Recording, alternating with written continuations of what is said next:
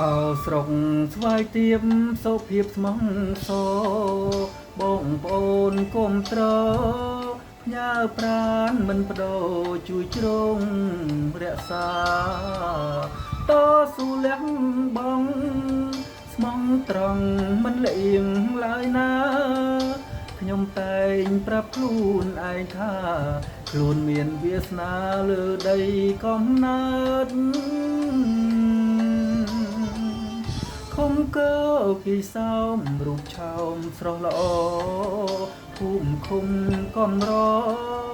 ប្រជាកសិករថាអ្នកល្អឆើត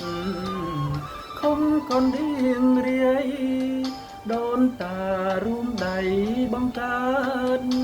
ហូបហងដោយខែរាំងអើតពីទិងខាងកើតឃើញចំកយគុណឯឃុំមโนរម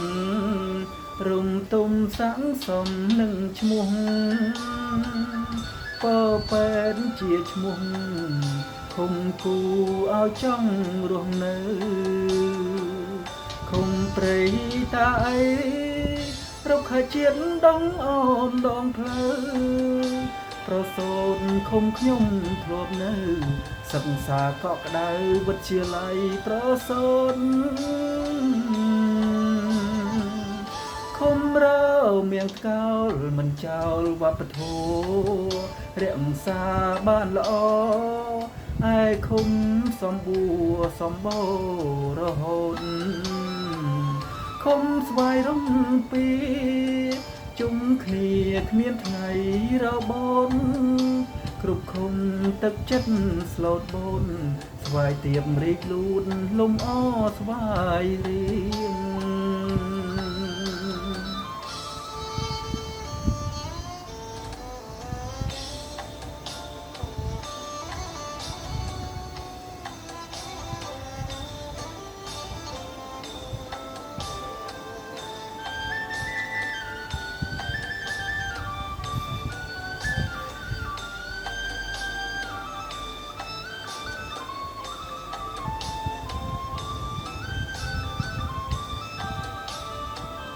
ឯឃុំមโนរម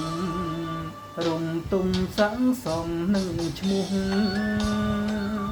ពពេនជាឈ្មោះឃុំគូឲ្យចង់រស់នៅឃុំព្រៃតាអី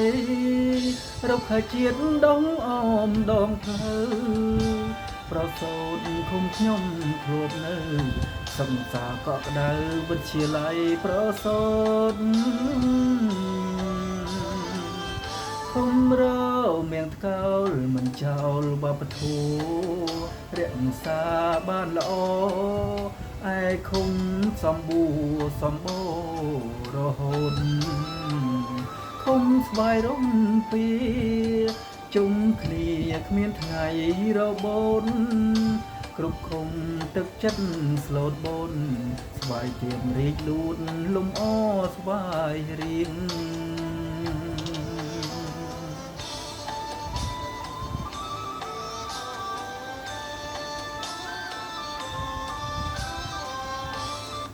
បាទសូមអរគុណសូមជម្រាបលាជួបគ្នានៅថ្ងៃខាងមុខបន្តទៀតបាទបាយបាយ